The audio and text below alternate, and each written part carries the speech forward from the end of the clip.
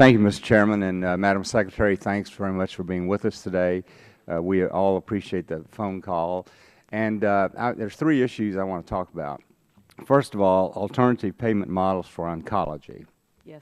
CMS has already developed a model, the oncology care model, under the Center for Medicare and Medicaid Innovation. And from conversations that I've had with oncologists and others, they find the sign-up process to be overly complicated.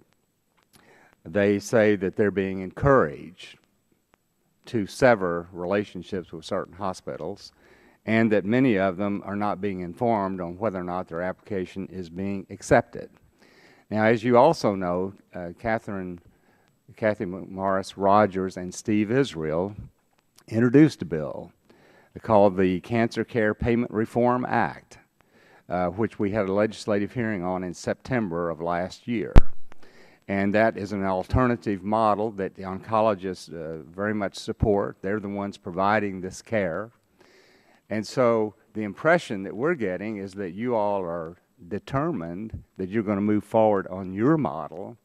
And I simply would ask, would you work with the providers to see about developing a model that's acceptable to everyone? Absolutely. Would like to, and would like to follow up with your staff directly in terms of talking to some of the providers that you've talked to, so we can get their input directly. Okay. Well, we appreciate that. Thank you very much. Now, on another matter, over a year ago, this committee and the Ways and Means Committee staff started working with HHS regarding a program at the Affordable Care Act that was authorized called the Basic Health Program. It was never funded. There was never an appropriation for that. There was a permanent appropriation for an Affordable Care Act program called the Premium Tax Credit. And the administration has been taking money from that program, last year $1.3 billion, to fund the Basic Health Program. And as I said, Ways and Means has been contacting you all on a regular basis about this. Energy and Commerce has been contacting you on a regular basis about this, asking for documents about how this is being funded without a direct appropriation. And after a year of asking for these documents, Ways and Means still has not received them, and the Energy and Commerce Committee has still not received them. Will you all work with us to provide this information that the staffs are asking for? So I think we are and continue to work. We have both been responsive in terms of letters. We've been responsive actually on the Ways and Means side. Briefing was asked for. We provided an. Well, let me just say this. I mean, I appreciate that, but I'm not there. I'm not negotiating. I'm not even discussing it. But the staffs on both Ways and Means and on our committee tell us that what has been provided is very meager. It is not the documents that they're requesting. Well, I think we want to continue to work, and we will. I Okay. think we're trying to work cooperatively with all of the issues of oversight, which we think are important. In this particular case, in terms of the authorities, we believe the authorities exist. The authorities are for the same amounts. They're the same types of money. So I mean, you all feel like you don't need a direct appropriation, that you have other authority to do it. We believe that the authority. And that's what we want, the document, I guess, that provides that authority, that at least your interpretation. But you said that you'll continue to work with our committee on it. We'd appreciate that. We will.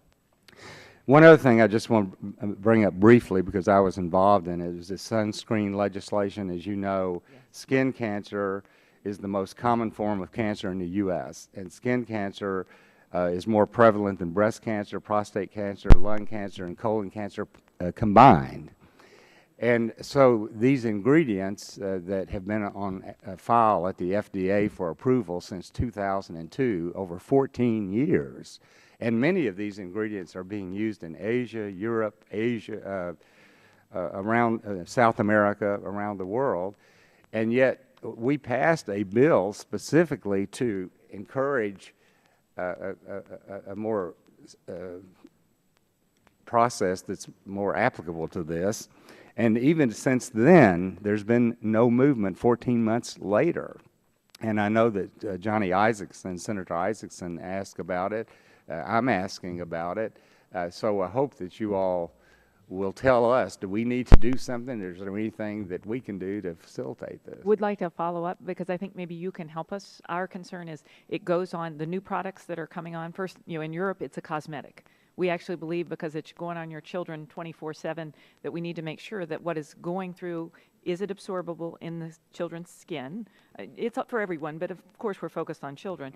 And are those chemicals going to do something negative? And so I think if we have a conversation, there may be a way that you can be helpful in helping us get the information we need. No, we'd love to do that because we definitely want to protect these children, but also when you have something pending for 14 years or 15 years, I mean, people will begin to wonder a little bit.